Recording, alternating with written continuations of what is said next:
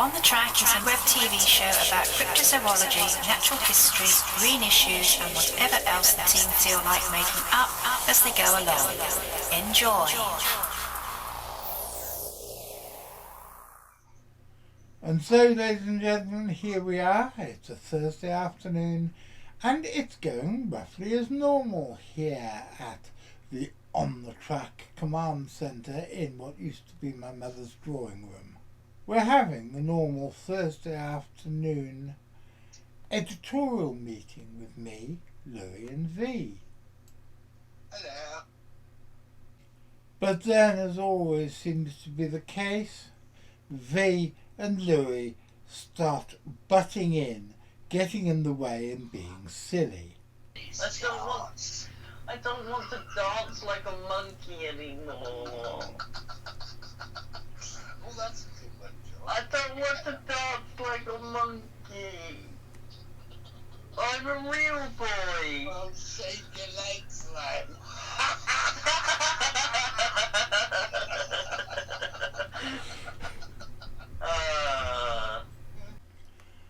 And then, out of the blue, the two of them asked a sensible question. Why do we have the ghost of Joe Strummer on the show every week? Yes, why do we have the ghost of Joe Strummer on every week? Well, there's two reasons. The first is that I've got a vague idea of doing a sort of ongoing storyline whereby the ghosts of dead punk rockers infest my house and garden. I like the idea that you can go out and sit on the chairs looking at the goldfish pond and see Sid and Nancy sitting there next to you, and that Malcolm, what's his name, from the Ruts, Malcolm Owen's ghost lives alongside the characters of my last two novels in my airing cupboard. So it makes perfect sense to me. But the other reason is far more childish. Those of you with long memories, or long enough to remember that 6 months ago, will remember when I got into trouble with whoever it is who owns the royalties of the Clash's music when I did a teensy-weensy little sample from Know Your Rights from the Combat Rock album, which had Joe Strummer shouting, "With guitars!" So I just nicked that, put it on and got into trouble, despite the fact, as far as I'm concerned, it was well within the satire clause of the fair usage legislation. So, as a result, I then brought the ghost of Joe Strummer, whose copyright is not owned by the people who own the Clash's music, onto the show. But I don't want you to get me wrong, I've always loved the Clash. I always thought they were a fantastic band, even though I found their tendency for self-referential aggrandizement slightly irritating at times. And it's not like the CFZ ever do anything like that. You know who I am, you know what's going down, and that the CFZ are the last gang in town. We're the centre for thought in zoology, and our expedition's truly the place to be. In it for science, not for fame or for cash, but we can be as self-referential as the Clash. Now that's what I call a proper Sandinista in Hammersmith Palais introduction. I just don't know now whether I should stay or whether I should go.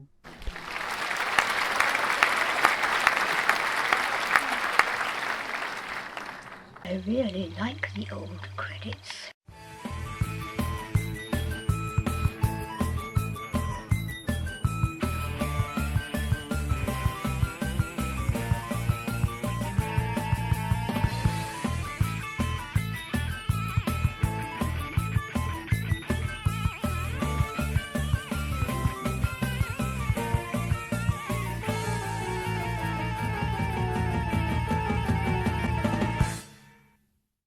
Well, as we all know, things don't always work out the way that we would like them to, and that's particularly the case in this next segment, both as far as execution is concerned and as far as content is concerned. First, the execution. I'd hoped very much that I was going to be able to talk to Lars Thomas on the show via Zoom, so we could talk to him about his findings on analysing the fragment of alleged Almasty fingernail that we sent him a couple of weeks ago.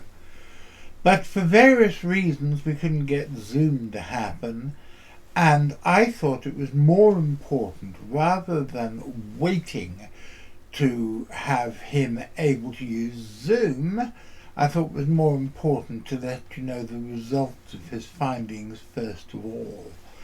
And we will have Lars on the show sooner rather than later, as soon as he's sorted out Zoom, and we can then go into his modus operandi in more depth. But first of all, this is his findings. These are his findings. He wrote to me the other day. Hi guys, I've taken a closer look at the sample you sent me, and it reeks of being a bit of a man-made artefact. The nail clipping is very clearly some sort of synthetic fibre material. The surfaces are very much alike, and the centre is of a harder substance. A lot of the hairs sticking to it seem to be glued on, and several of them are poking through the central material. It looks like part of something you would use to sew or glue hairs or fur onto a doll or some other toy. There are no trace of keratin fibres, as you would find in, say, a sliver of a hoof or something like that. And even so, you won't find any mammal where the hairs are growing through a dense material like that. As for the fibres themselves, there are several types. There is a large amount of a very thin and curly, completely see-through fibre without any structure at all. This is clearly artificial fibre of some sort. There is also a large amount of darker fibres and hairs, and they are an odd mixture. There's at least one human hair, something that looks like dyed dog hair, and a couple of guard hairs which could be dog or cat. Nothing that looks even remotely out of the ordinary, not even something along the lines of cow, goat, horse or something like that. The hairs are all fairly short and very fine, typical of dog, cat and animals like that. I wouldn't waste any more time on it. And I think that, I'm afraid, that puts the story of the Almasty fingernail to bed. It's a great pity because it was a very exciting possibility, but I don't think any of us involved, that's me, Richard, Lars or Hans-Jörg Vogel, actually thought that it was going to be anything apart from a artificial construct. And the real surprise is that it was so artificial, because Richard and I both thought it was going to be carved from an animal's hoof, a horse or a goat or a sheep or something like that. So I'm not even going to say close but no cigar, not very close, and no cigar within whistling distance. I do want to make one very important point here, however. Just because on this occasion the specimen turned out to be an artificial construct doesn't mean that the specimen which turns up tomorrow or next week or sometime next year won't turn up to be real. It is our job not to hunt for monsters, not to go off and be the big hairy-chested men of action around the world. Our job is to find out the truth. And on this occasion, as on every other occasion when we have tried to do something like this, we have found out the truth. And that means that the whole question of this particular specimen, which would otherwise have been lurking in the archives of Fortune Times magazine and other places around the internet forever and a day, is now carefully and methodically put to bed. And the Centre for Fortean Zoology and everybody else involved in this investigation have done our job properly. And I'm very proud to be able to say that. Lilith and I now want to talk to you about sharks. Sharks, the big, deadly fish, the killers of the ocean. They've got big fins and teeth, blah blah blah, you know the sort of thing I mean. Sharks, they're fascinating to everybody. They were fascinating to Charlotte, they still are fascinating to Charlotte, who still wants, as far as I know, to become the marine zoologist. And when I was a boy, I was totally fascinated by them. And so when, at the age of 6, I think I was, that my granddad took me to the London Zoo and told me that there was at least one shark in the London Zoo aquarium, I was absolutely amazed, totally and utterly enthralled with the prospect.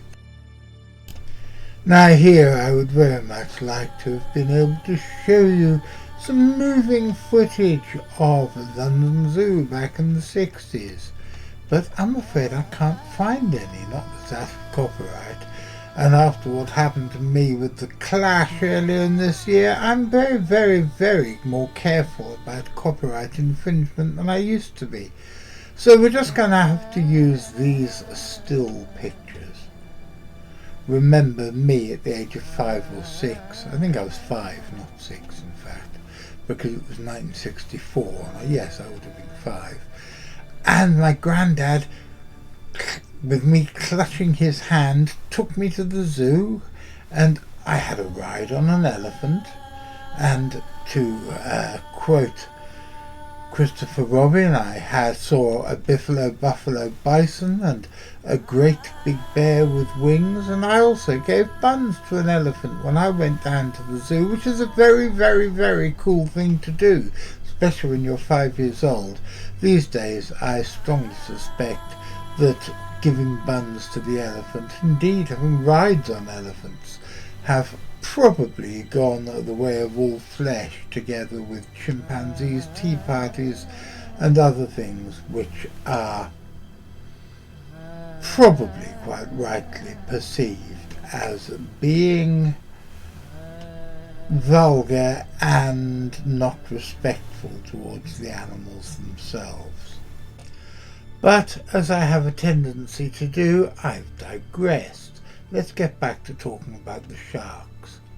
I could probably talk about nothing else that day, because despite the elephant rides and everything else, I was so fascinated to see one of the big finned killers of the deep. I knew all about sharks because on the beaches in Hong Kong that I used to visit as a little boy, they all had a big scaffolding tower where people would look out to make sure that there were no sharks coming inland, ready to bite little Jonathan in the leg. But I'd never actually seen one of these things for myself, and so I was really, really, really looking forward to it. And so we went into the London Zoo aquarium, which didn't look anything like as exciting or as impressive as it did in recent years, but I still couldn't do anything but to talk about the shark. And so I dragged my poor elderly grandfather by the hand and we went to look for the shark. And finally we found it. It was in a little pool in the middle of the room, and it looked like this. This is one of the species of dogfish which is found quite commonly in British waters. And whilst it is technically, of course, a shark, it is, especially when you're 5 years old, a massive disappointment when you are hoping, praying and expecting to be confronted with something which would make the eponymous star of Jaws seem like a rather unimpressive minnow. What an enormous disappointment it was. But my granddad seemed so pleased that he'd managed to finally find me a shark that I didn't say anything at the time, because even at the age of 5 I knew that grown-ups had very, very sensitive feelings, and it's only too easy to manage to upset them. And so I pretended to be excited about seeing the shark. But actually I knew exactly what it was, because I had eaten one a few days before, because I'd got a book on things you can see at the seaside, and one of those things that you could see at the seaside was a fish and chip shop selling something called rock salmon.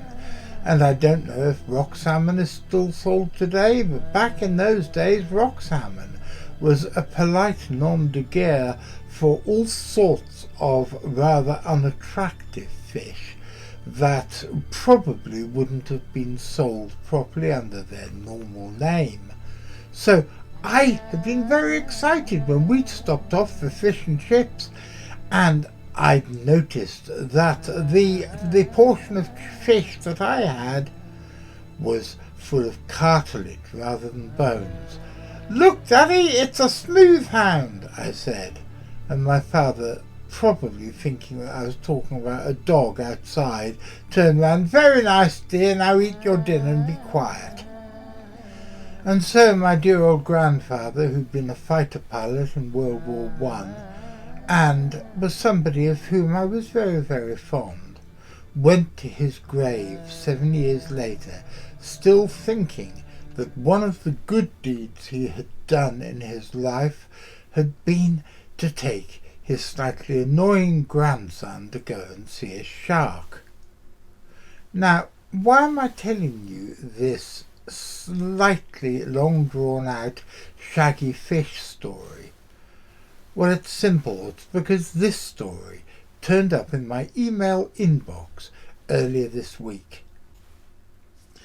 It starts off with an impressive headline that I wish I'd written, because like I always say, never let the truth get in the way of a good story.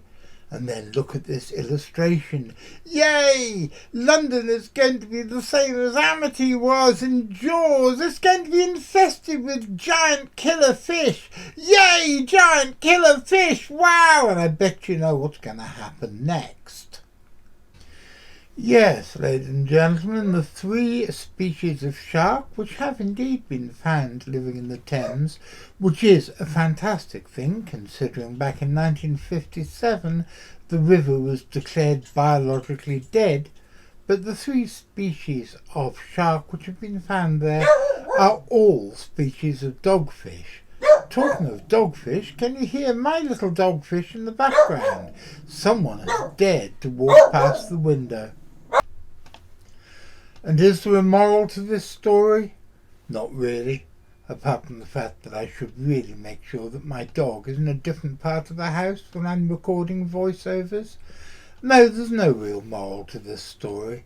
It's just that a piece of lazy journalism and amusing concept art reminded me of one of the biggest disappointments of my very young life, and I just decided to share it all with you. And just remember, next time you're in a fish and chip shop and you are eating something called rock salmon, but you are actually eating a shark which could well be endangered, and you really shouldn't be eating sharks anyway, and you really shouldn't be eating any marine life anyway, and if I can give up meat and become a vegan, so can you. If you want to support us and help us make more content like these, please press like, subscribe, follow our Facebook page and check out our Patreon. And as the ghost of Joe Strummer, who's an ever more regular visitor to my little studio, wants me to remind you, always press the notification bell. Otherwise you won't be told when there's a new show to watch. And that would be an awful pity, wouldn't it? And before we go, I'd like to give a big plug for a book that's nothing to do with us, and apart from the fact that I sent him $15 on PayPal, I have no idea anything about the author. The author is called The Perambulator. The book is called If We Meet at the Crossroads, Keep Walking. And none other but Bill Drummond, who you all know I am a great fan of, says that this book is brilliant but difficult.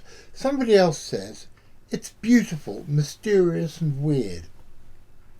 The Perambulator's deep observations bring these strange and wondrous characters and landscapes to life. What is the Helsinki Stone Circle? Who is Christina Brooke? And what is perambulation? Find that out and you've discovered the key to everything. Well, I have a sneaking suspicion that if I could find some of that out, I'd discover the key to far more than what's in this book. But I have to say this book is a masterpiece, and that's not a term I use lightly. It's a remarkable book. And I'm afraid I have to disagree with King Boy D. He said, brilliant but difficult. I think brilliant, but I couldn't put it down. I didn't find it a difficult read at all. I'm going to be reading it again very soon because I'm sure there are nuances I've missed in this tale of dead people talking to each other in Finland, Helsinki to be more exact. But it is a remarkable book, and I strongly, strongly, strongly recommend that you buy it. Now, we've come to the end. We've come to the end of this episode. And I hope you're not too disappointed. I think it's been a pretty good episode, and I hope you enjoyed it as much as I did. And I hope you found it revealing. Revealing, I meant to say.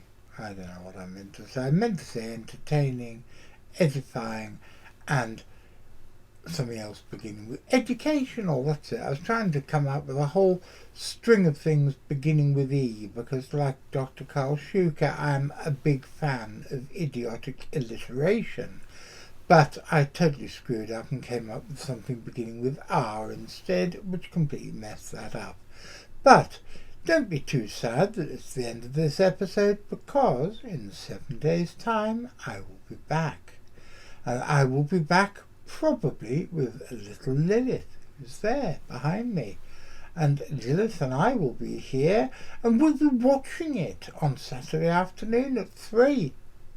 And if we're here and you're there, Lilith and I will be seeing you.